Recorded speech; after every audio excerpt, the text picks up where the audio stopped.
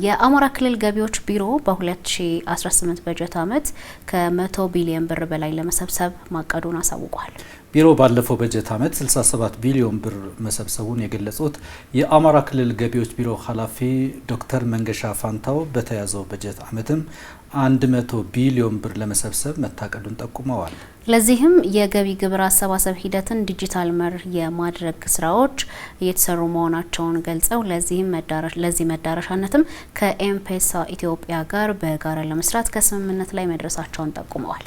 የክልሉ ገቢዎች ቢሮ የግብር አሰባሰብ ስርዓትን ለማሻሻል የአሰባሰብ ሂደቱን ማዘመን ያሻል ያሉት ኃላፊው ይህም ቀልጣፋና ከብልሹ አሰራር የጸዳ አገልግሎትን ያግዛል ብለዋል። የ5 ዓመት ስትራቴጂክ ፕላን አዘጋጅተናል። የ5 ዓመቱ የስትራቴጂክ ፕላን ደግሞ ተግባራዊ የሚደረገው በ2018 ነው።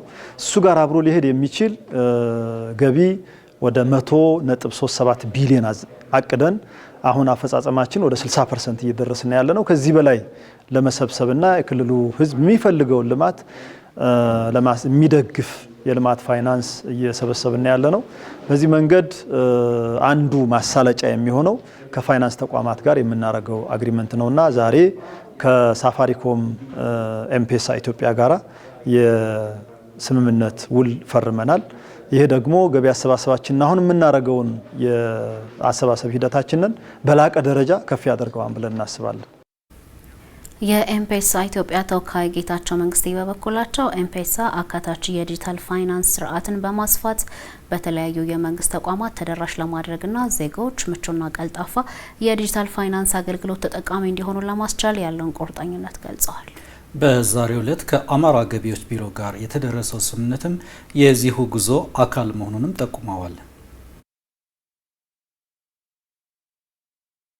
በአማራ ክልል ገቢዎች ቢሮ ስር የሚታቀፍ ግብር ከፋይ ግብሩን ዲጂታል በሆነ መንገድ ዘመናዊ መንገድ በሆነ መንገድ አስተማማኝነቱ ደህንነቱ የተጠበቀ መንገድ የፈጠነው ፕላትፎርም አለ ኤምፔሳ ፕላትፎርም። ስለዚህ እንደ አንድ የግብር ከፋይ የዲጂታል ግብር መክፈያ ሲስተም ፕላትፎርም ሆነን ነው የመጣ ነው ማለት ነው። ዘገባው የባልደረባችን ሄብሮን ዋልታው ነው።